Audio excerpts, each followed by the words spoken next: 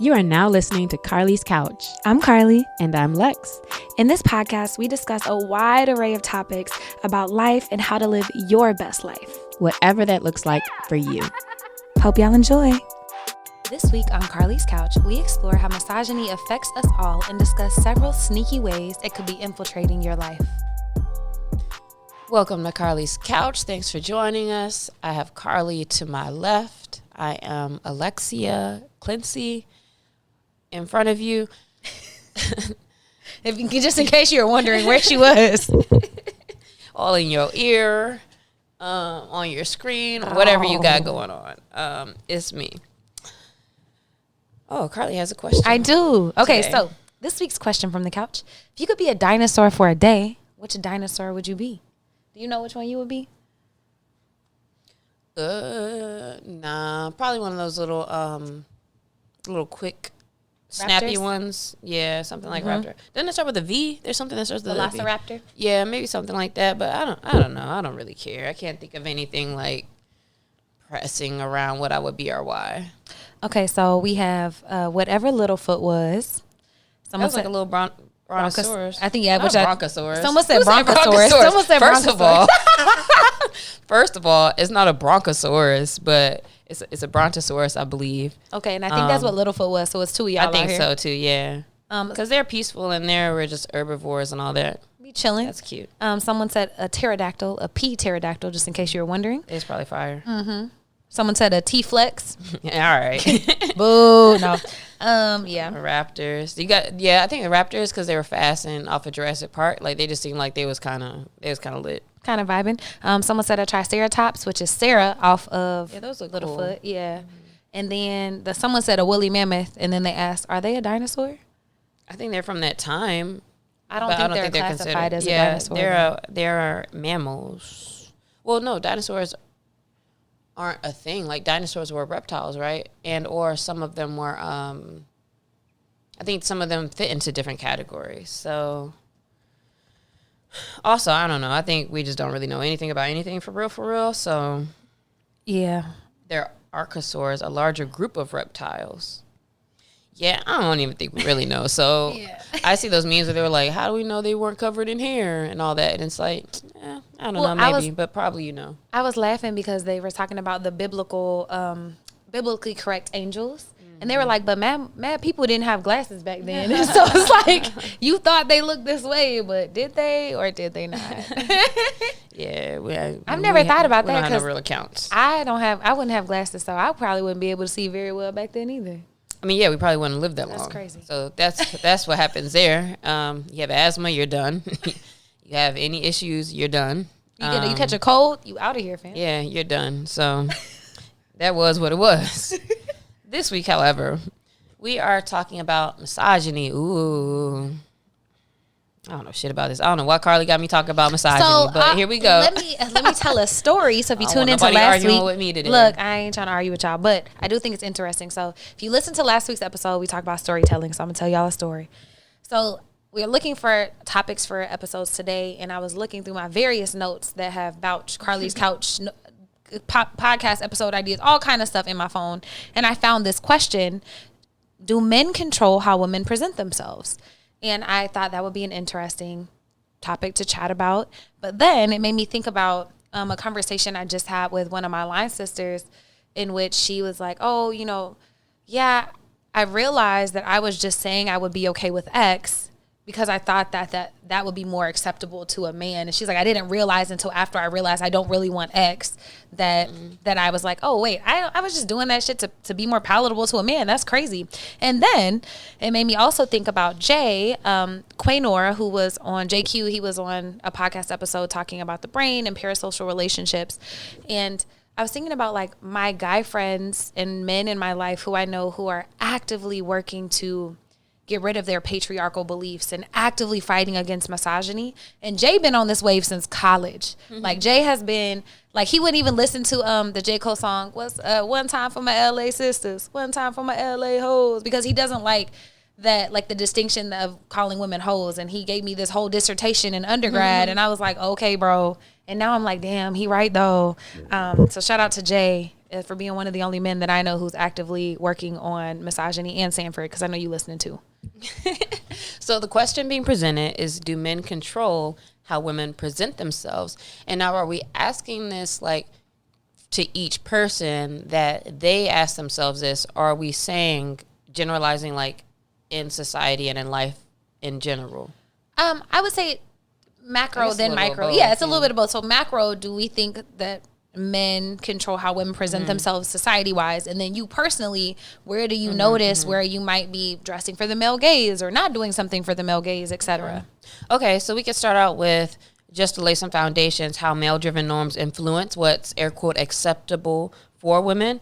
So we have so much historical and cultural control over women's clothing, the roles you can play, your bodies. There's a book I'm reading right now where part of it goes back to 1922, and this lady, you know, she's a what would you call this? Like someone who sells like rare books and antiquities and stuff. But it's so interesting because she has a lot of conversation and experiences where it's like, oh, she has to get the guy to do the business for her because nobody would take her seriously, things like that, right? And we've seen that all through history, through now. Also media, religion, family, shaping what's considered appropriate femininity. I know my dad still, like, I know when I go home, like, in certain places, I'll throw certain types of dresses on because I know that's what he would prefer to see. And he'll be, oh, you're dressed like such a lady today. And it kind of pisses me off because I'm like, you know, what does that mean for real?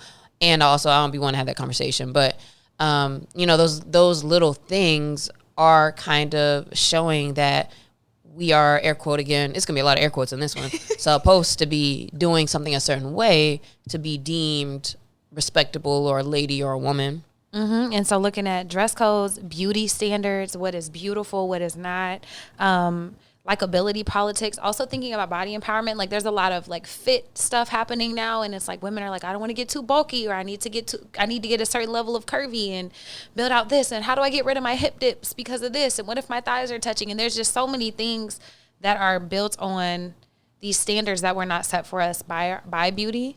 But even if we're looking at it from a micro level now, so that's macro, thinking about all these things that shape it. On a micro level, I'm laughing because when I went to visit my dad in Singapore, I had on a dress and he was like, oh, are you going to wear that? And I was like, and he was like, okay. And I was like, first of all, like, what do you mean? Yeah, what do you mean? And he was like, oh, it's just, he's like, well, if you want to wear that. And I'm like, but bro, tell me, like, what do you mean first so we can have a conversation? He was like, oh, it's just a nicer place. I was like, that's all you had to say. It didn't have to be no extra stuff about like that. But even looking at those type of things. And what's interesting is we're going to talk about how we can recognize some of these behaviors and beliefs in our own lives, because I'll admit there's definitely, even with things like how women dress, there is certain levels to where I would catch myself being like, that's a lot, you know, or I wouldn't did that. And still we have to challenge that we are not making assumptions about a person or who they are and what they're doing. And in some cases, like, it's very clear what's going on and what they're doing. And it's just you know, you do what you do type vibes. And recognizing why that might make you uncomfortable. So I definitely, like, I can admit that there's, in certain ways, like, there is a spectrum of things that are easy for me to catch and see and be like, cool. And then there's still certain things where I may have to catch myself as well. Yeah. Okay, so when thinking about internalized misogyny, here's some ways, some sneaky ways that it can present itself in your life. So one way is you could be trying to hide your body, so choosing the way you dress in your outfits to avoid getting any attention. Like, and I think I do this when I work with kids and stuff. Like, I am completely covered because also it's like there's no reason for you to have your titties and your booty out when you're working with kids. Like, they did not come for all that. Like, that's not why they're there.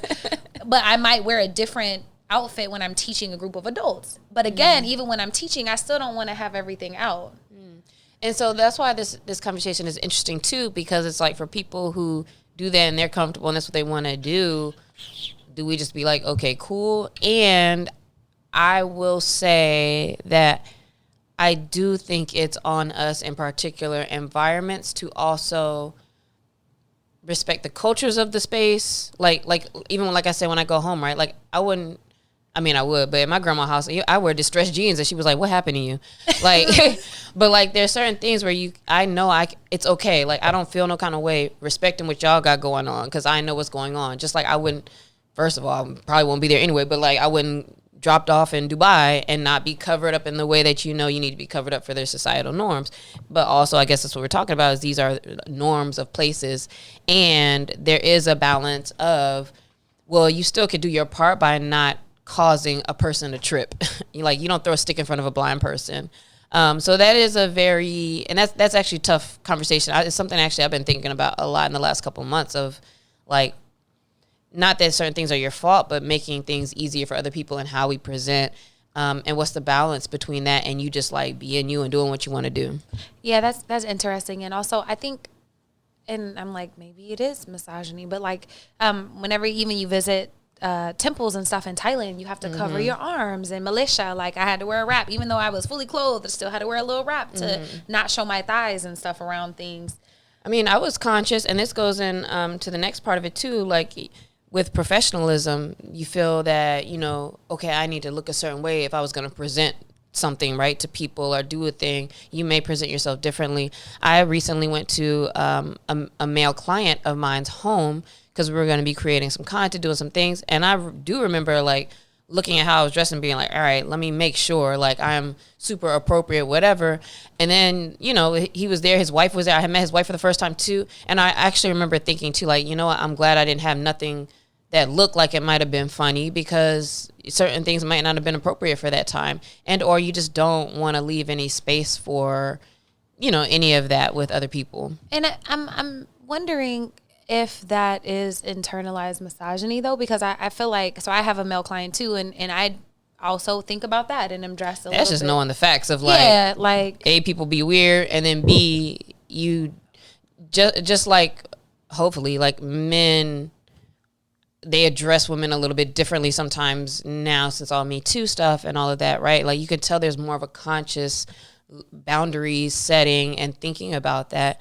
And that might not necessarily be misogyny, and because of the state of things, that is something I will think about before I put myself in any position. Just like how we say too, like, just because I walk down this alley and somebody robbed me, is that making my fault? Like, and also, I'm not going down an alley. Yeah. So there's like a balance there of, yes, I know what I need to do to protect myself and to make sure I'm doing what I need to do. And it's not necessarily my fault, like, when a thing happens.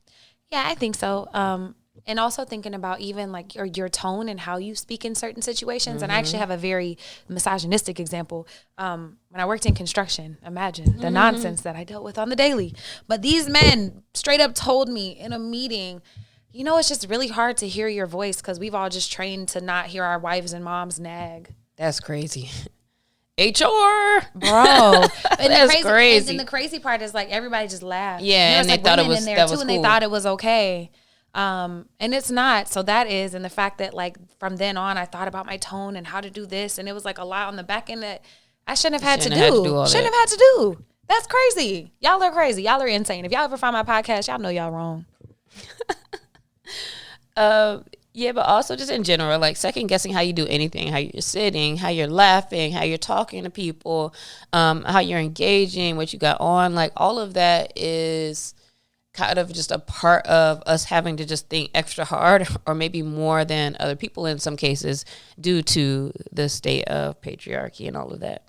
But it's more than just physical things also. Yeah, it's creates like a lot of judgment and competition between women. It always pits us against each other, and think about how you want to, like, how it used to sound like a compliment when you would tell a man, like, oh, I'm not like all the other women, or things like that. Like, yeah, and it sucks too when every once in a while, like, on social media, somebody will make a statement, and then to see, like, women being like, oh, hold on, no, y'all on the wrong side, like pushing the same kind of ideals and stuff, and it's like, again, I understand sometimes there's things like where you might be like, and there's certain things you don't say, and or you saying it the way you say lets me know or makes me feel like you're not understanding, like, what the actual issue is, or like that this woman isn't actually the issue, but that it's a whole lot of other things. And so this is something that's definitely internalized and just part of the system for a lot of people, including slut shaming and sex work shaming, sex shaming, like people's activities and what they do with their bodies is a big, big thing where, you know, on one side, it's like, oh, wow, we could talk about WAP or we could talk about something. But then there's just as many women and people on the other side who are like, why are y'all doing this? Or you shouldn't be doing this, or, you know, tone this down. And it comes from all different types of people. Mm-hmm. Another one is devaluing women's work or contribution. So if you think a woman couldn't be president because she's too emotional, that is internalized misogyny. And I've heard women say that, and that is so crazy to me. That is so crazy to me. Especially look at how we living. Look at how we living. This is crazy. It don't make no sense. Not a lick of sense. So demanding equal resources without equal responsibility, insisting on equal resources for men and women, but subtly expecting women to continue doing more of the domestic work and emotional labor, things of that nature.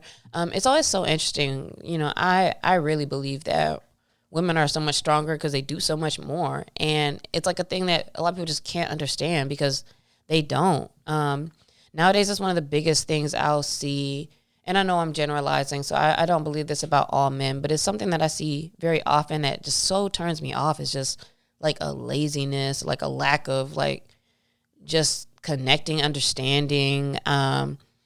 It's almost as if they were just babied by their moms their whole life and never became, you know, somebody who can be that multifaceted. And then that conversation, which I've seen, turns into like, oh, so you saying moms are the ones who messed up the kids? And it's like, yeah, it's all a system. Like, this is kind of the point. But shout out to the men who do kind of have more of understanding of partnership in that way. Yeah, but that goes into blaming women for systemic issues, attributing political or societal problems to women's choices or actions, deflecting attention from the larger systemic issues that perpetrate inequalities.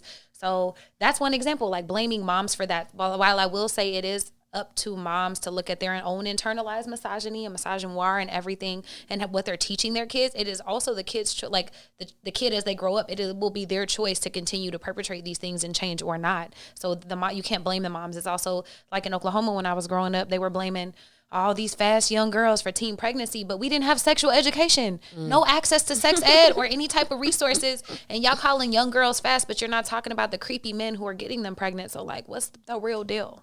Yeah, that's wild. It's a lot of this is like, what's the full story and accepting a full story. But so quickly we just want to blame because of double standards or say that, you know, put things on women where it's not necessarily that.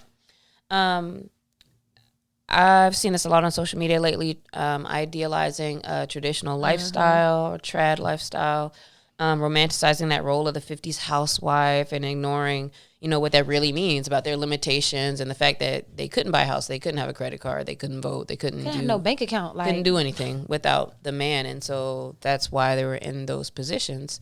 What's that show? Shoot, I can't think of the name of it. Mad Men. I started trying to watch that, and I was like, it was in like the 50s, I think, and it just everything. Obviously, it was in a time, and that's cool, but like everything was so like, it's like anti-black, anti-women, and not anti, but like they were portraying the times, but the way they were speaking and having conversations, I was like, I can't do this. This is so crazy to me right now. So I'm glad like a lot of the straight up stuff has kind of slowed down, but not so much, because like you see politics right now, like. We just retweeted something about how it's very interesting. Like, there are state laws around women's bodies, but not anything about men. Like, for what? Why? So we still have a ways to go, but there's a lot of implications to these things that seem cool now that it's important to recognize. Absolutely. Another one that we kind of touched on is expecting women to be emotional caretakers. Placing the burden of emotional labor, appeasing others, navigating conflict primarily on women, but then also calling them overly emotional and having this narrative that women can't hold emotions or they're not that logical or they're crazy, like all these things that society, like which way do you want it? Do you want us to be the donkeys that do all the emotional labor or not? Like how does that work? And you can really see that starting to play out. Yeah, and lastly, one of the sneaky ways is portraying women as selfish or dependent. So being quick to be like, oh, she's looking to be saved, or she wants somebody to take care of her. saying that they're self-centered or materialistic, et cetera, et cetera. All of those things kind of play into these narratives that are not very good. Yeah, how are women gold diggers, but y'all don't have gold? Like, not all of y'all, but some of y'all. Like, I see people on there all the time like, oh, she with me for money, but you make $50,000 a year. What money? That, and so many men, that's all they can lead with and all they try to lead with, which in itself is also lame. So it's like, again, it's just like ignoring a whole half of the conversation on that. And also there's the complexities of the facts that somebody can have what they have and be able to take care of themselves and still want somebody who brings other things or helps them or takes care of them at times, et cetera, et cetera. There's just so much more to that. Yeah, also looking up how patriarchy set up men to be providers, and then it gets mad at women for wanting to be provided for. And so it just really just harms us all. And I think it's really important for all of us to take a look at ourselves. And so when you're thinking about unlearning, for all the men listening, this is important for you too. You start with questioning yourself. Am I doing this because I want to or because I think I should? Am I doing this and it might feel weird, but I'm just doing it because it's the way I've always done things? And also experiment. So I love doing this over the last few years. Wear something different, say things differently, do things differently, something you maybe have avoided or maybe been curious about, and notice how it feels. Like, so often we're like just trying to fit in a certain way or do what we see online or in the media, etc., but it's not quite feeling like yourself. And all of this is about getting to yourself and being who you are. So try something new. Oh, I'm going to shout out Torian. He was also on a podcast episode, Torian Nixon, with Standstill Tea, because he loves wearing pearls. And like, he'd been wearing pearls for years, but he used to get ragged on by people because they were like, oh, that's feminine and that's this. But he really loves them. And so men too, like, have fun with fashion. Yeah, me and Sean were talking about Lil Uzi Vert the other day, like, out the gate, like that little boy could fight. Like, he's really Philly and like really tough and hard and very, very sassy at the same time. And we were talking about how it's so interesting how there was that era for a while. And actually maybe there's always this group, right? Like, even when you look back at them old Isley Brothers pictures and stuff, he was like, I don't know y'all could fight, but y'all was really out here acting sassy, looking sassy, being who y'all want to be and all of that. Cutting people. Yeah. So yeah, definitely. It's like, just do what you do. Yep. Following people online who embody diverse expressions of self. So looking at different bodies, different voices, different styles, things that empower you. There's a lot. Ilohana Mayer, I don't know how to say her name, Mayer. She's a rugby lady, but she's all about strength and empowerment. And there's so many different people out there that can help inspire you to get outside of your shell. Mm-hmm. Also, pay attention to the language you use and stop using language that reinforces some of these harmful standards. So when you say that something is too girly or they're too loud or something's too masculine or it's not soft enough or too emotional, all of those things, right? Notice the way that you speak about men and women and see like why you're saying that. Yeah, because that goes the same, like men have emotions too. They are allowed to process them. Man up. Like, okay, no, they can do both. And then lastly, solidarity. It's important that we stop judging each other. We take time to compliment everybody's diversity, affirm women who present themselves authentically, affirm people in your life, affirm yourself whenever you allow yourself to step outside. Yep. So the way women present themselves is often shaped by male-centered standards, as we talked about, and that's just a historical thing that's gone on. But this week, we want you to challenge that. We want you to look at yourself, think about ways you can present yourself purely based off of your own joy, who you are. Do something a little different. Pay attention to how you're interacting with others and what you're saying, doing, and thinking, and challenge these standards in your own life. Yeah, that's at Carlie's Couch. Let us know how it goes. Peace out.